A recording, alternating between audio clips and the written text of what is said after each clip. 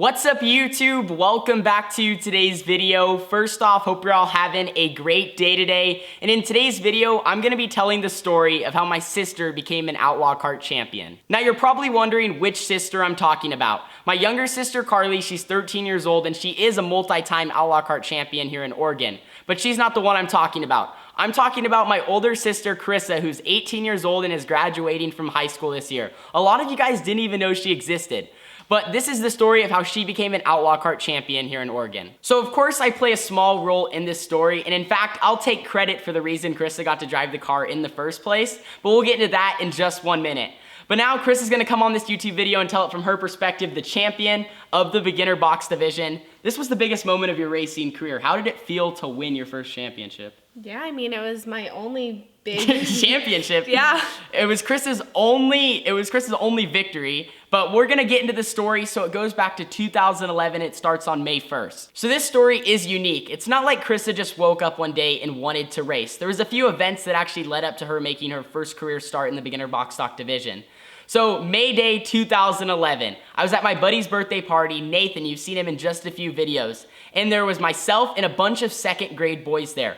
And we were at a place where it was like a gymnastics place. There was rope swinging, there was a bunch of foam pits, there was places to climb. It was just perfect for us second graders. Well, we started wrestling, we were jumping around, we had tons of energy. Well, what ended up happening right at the end of the birthday party, my mom literally said, "Tanner, let's leave."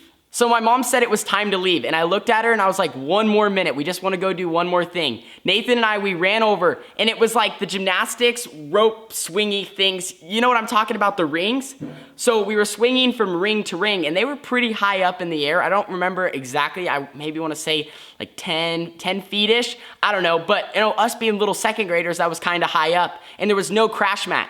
The crash mat was at the very end of the rings, because you had to get all the way to the end. There was probably like 6 of them. And you started at a pretty high up in the air to get from ring to ring.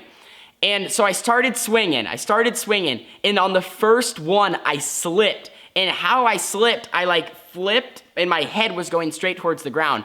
Well, my instant reaction was to put my hands down, and when I put them down, it broke both my arms. So I got up, I ran to my mom, everyone started freaking out at the party, and they rushed me immediately to the hospital. I got to the ER about 20 minutes later. Nathan's mom actually drove me, and she worked there as a nurse, so she called in and said, "Hey, we have a patient coming in, get ready."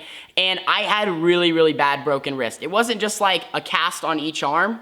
I had a normal cast here, about to there, but on my left arm, I had to have full cast up here, and I had to have pins in both of my wrists to keep them steady. I'm not gonna go in too much more detail, but pretty much they told me I had a long road to recovery. I had to have surgery that night for a few hours. They put me out to sleep, and when I woke up, I just know I was like this. So my first question after I broke my wrist and I actually got into the hospital bed and sit there and looked at my mom, I said, "Mom, what are we gonna do about racing? Can I race like this?" And so we eventually had to talk to the doctors as I had my about 8-week road to recovery till my wrists were gonna be fine. And of course, that was my biggest concern. I just wanted to get back in my race car. I hated the state I was in. I couldn't go to school for a day or two. I literally had to have my parents come in and feed me the food. I was stuck like this.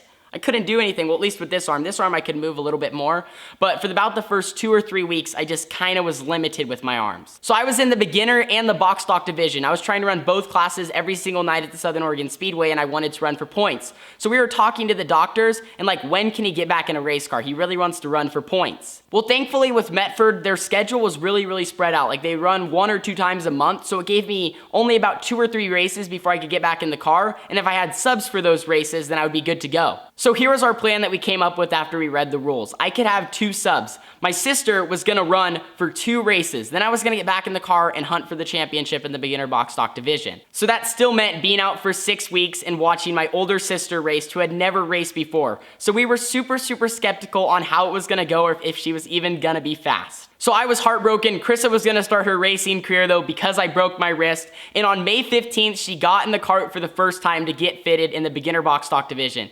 Now let me also remind you, Carissa was 10 years old at the time. She was like the oldest beginner box stock driver out there. I mean, sorry Carissa to make fun of you, but she was the oldest beginner box stock driver, but she never had any experience. So like, it'll be totally good to go. I'll put a picture on the screen. May 15th, this was her getting fitted for the first time. Okay, so did you feel like you were obligated to race, or did you actually genuinely want to try it? You know, a little bit of both. I definitely feel like I had to step up to the plate and race for you since you technically couldn't. And I mean, there was a part of me that wanted to race, but you know, I'd never done it before, and so. Maybe were you scared to kind of try and get into it because you were kind of like had that fear of failure? I'm sure that 11-year-old self was scared. I mean, technically, I don't really remember a whole lot from racing. It was such a short time. 10 races, guys. This was like 10 races. But yeah. So it was a very short-lived career.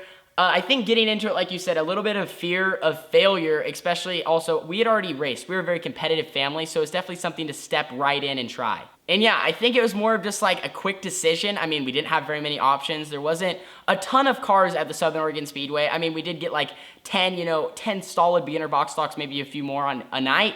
But it's not like Red Bluff where maybe you could pick a box stock driver to sub for you. You know, there was just a few less cars in the pit area. And so this leads into Chris's first start. I personally don't remember her first start. I don't know if you, I don't think you do. I don't remember. Carissa doesn't remember any of it. So Carissa goes out there for the first time, and I just know for a fact that she did run like top 3 her first night. She ran really, really good. And the second night, she ran really good as well. And she was leading the point standings after the first 2 races. And everyone went and complained. They're like, whoa, whoa, whoa, whoa, whoa. This is not happening. She cannot sub.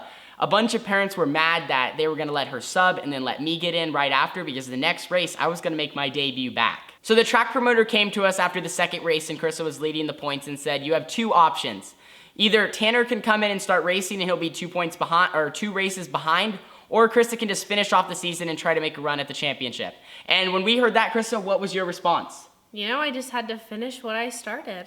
And that's indeed what we did. So Carissa made a run at the Beginner Box Stock Championship point standings. And I do remember one thing. If there's anything I remember about Carissa's racing career, after I came back, I'm not sure if it was necessarily my first race back or my second, but I know it was right after I started.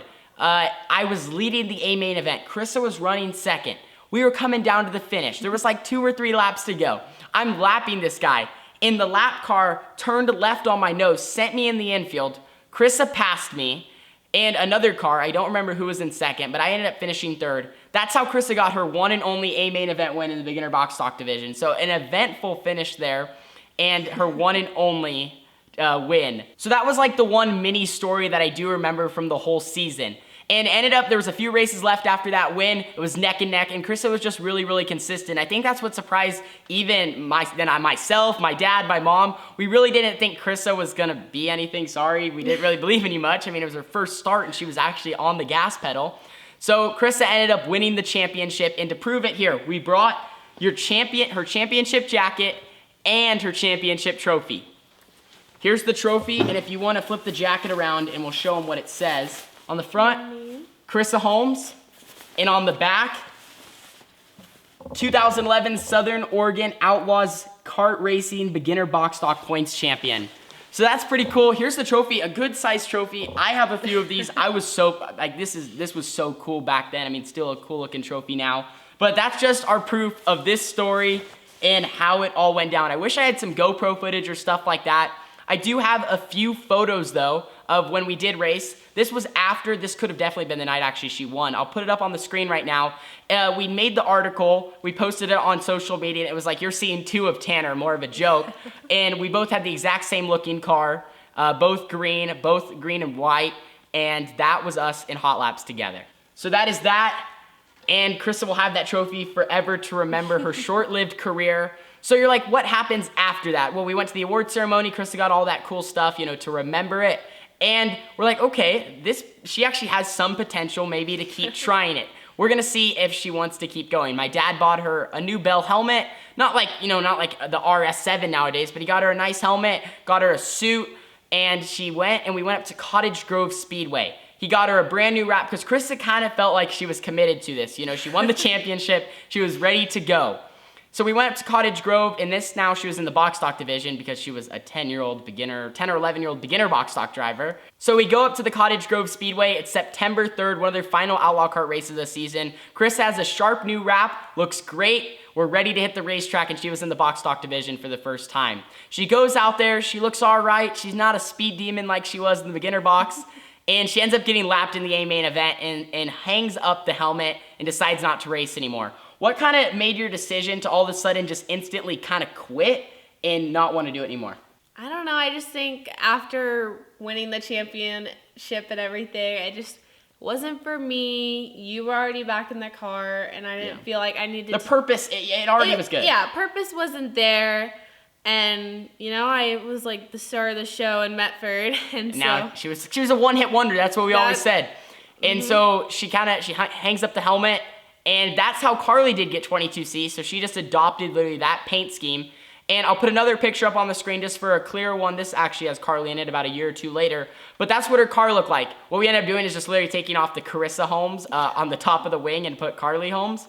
But just definitely an interesting thing. It was weird how it was kind of sudden how you kind of like started racing and then just, I'm done. I'm hanging up the helmet after literally one night of racing in the box stock division. And it all really worked out. So yes, Carissa stopped racing. Carly ended up taking that seat. And now Carly and I race together, and we've been doing it for a very long time now. But now Carissa is my film person. She's the one that helps a lot with the vlogs. A lot of the edits you see at the beginning, I edit those, but Carissa does a lot of the filming when I'm not able to. Of course, like when I'm in the car, she helps with the GoPros. So we're all a big team as well with my dad, my mom, and then Carly. So it's really, really fun to see how we've progressed through this sport. But that's pretty much the video for you guys. Thank you guys so much for watching. Don't forget to leave a like, subscribe, and share. Thank you for coming on. Carissa does not come in these videos very much, so guys, cherish this moment. Any last thing you want to say? Just that I beat Tanner Holmes. In a race. In a race. One time. I did that one time. It still counts. The funny thing is, the one time she beat me, it wasn't that big. It was a big deal, but the one time Carly beat me, I never heard the end of it. But that's it. All right, you're done here. Guys, we've been shooting this for an hour. But anyway, thank you guys so much for watching this video. Don't forget to leave a like, subscribe, and share.